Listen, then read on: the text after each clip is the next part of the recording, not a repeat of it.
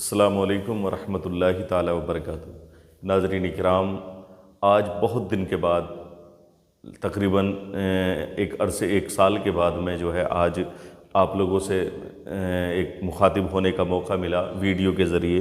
तो लिहाजा मैंने और होना इसलिए पड़ा, इसलिए ज़रूरी समझा कि कुछ लोगों ने हमने एक पेशाब की बीमारियों के ताल्लुक़ से एक वीडियो यूट्यूब पर अपलोड की और उसमें जो कुछ लोगों ने राबता किया, उन्होंने पेशाब की कुछ ख़राबियों के ताल्लुक़ से ज़िक्र किया और वो जो मैंने उसमें वजूहात उस ख़राबियों के लोगों के सामने रखे, उस पर लोगों ने अमल किया तो उससे काफ़ी हद तक फ़ायदा उठाया।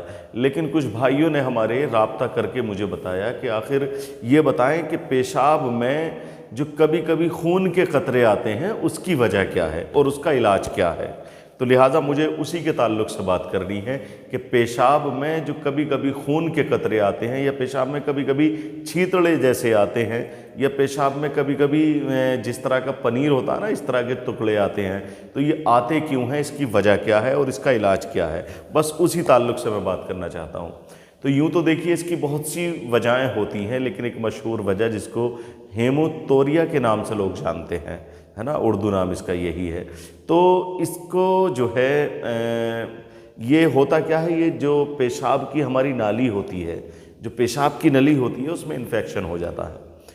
उसमें या तो कोई पथरी का रेज़ा निकल करके जाए, वो अंदर चुभ जाता है, तब वो ब्लड आता है, खून आता है, या फिर उसके अंदर इन्फेक्शन होता है। अब जब इन्फेक्शन होता है, जैसे हमारे बाहरी हिस्से पे कहीं कोई घाव हो जाए, कोई ज़ख़म हो जाए, तो उस पर एक आपने देखा होगा कभी कभी एक सफ़ेद झिल्ली जैसी जम जाती है, फिर डॉक्टर उसको साफ़ करके उसको छुटा देते हैं।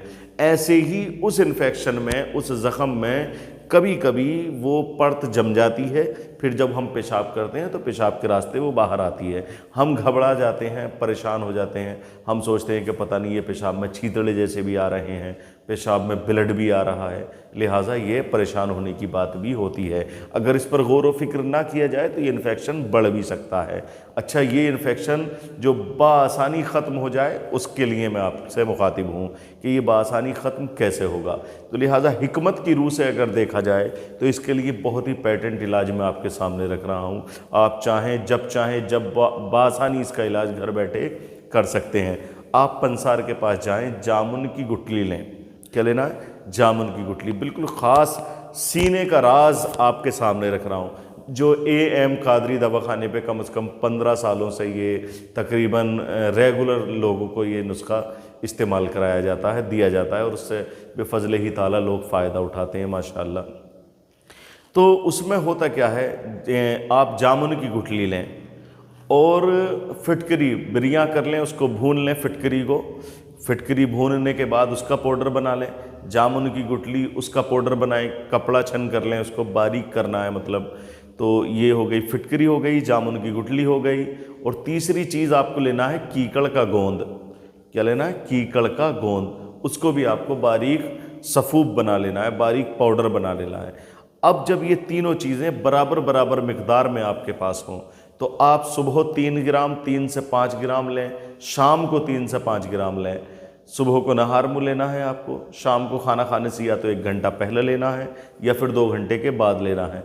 आप देखेंगे इंशाअल्लाह इसका ऐसा हैरत अंगेज़ फ़वाइद इसके आपके सामने आएंगे। आप देखेंगे कि चंद ही दिनों में ये तकलीफ़ आपकी ख़त्म हो जाएगी। लेकिन इसलिए कि शिफा अल्लाह ही के इख्तियार में होती है। हमारा काम सिर्फ ये होता है कि चोट अगर सर में लगी है तो पट्टी भी सर में ही बांधी जाए, मरहम भी सर पे ही लगाया जाए। ऐसा ना हो कि चोट सर में लगी है, हम पट्टी पैर में बांध रहे हैं, तो ये तो अक़ल को धोखा देने जैसा है।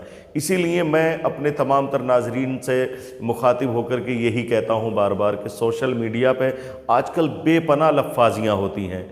ऐसी हिकमत का ऐसा जनाजा निकाल रखा है कुछ लोगों ने, ऐसा खिलवाड़ कर रखा है हिकमत के साथ कि वो समझते हैं कि जो हम बता रहे हैं ये बिला तहक़ीक़ बिल्कुल सही है, इस पर आप आंखें बंद करके इस पर अमल कर लें। ऐसा नहीं।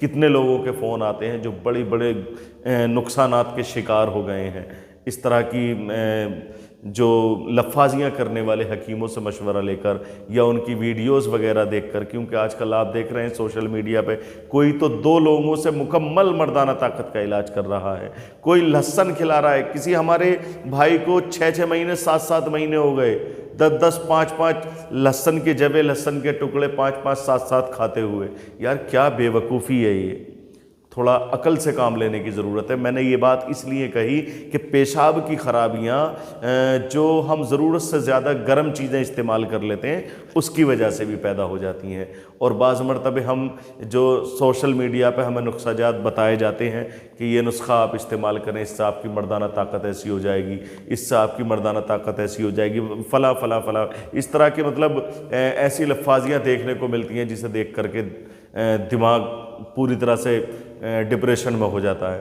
تو لہٰذا میں اپنے تمام تر ناظرین کو یہ مشورہ دوں گا کہ بلا وجہ آپ کسی کی باتوں میں نہ آئیں، علاج کا ایک طریقہ ہوا کرتا ہے، کسی معتبر حکیم سے رابطہ کریں، تبھی اپنی کسی پریشانی کا، کسی مرض کا آپ علاج کریں، اور اس سے آپ کو الحمدللہ فائدہ بھی ہوگا اور کوئی نقصان بھی نہیں ہوگا۔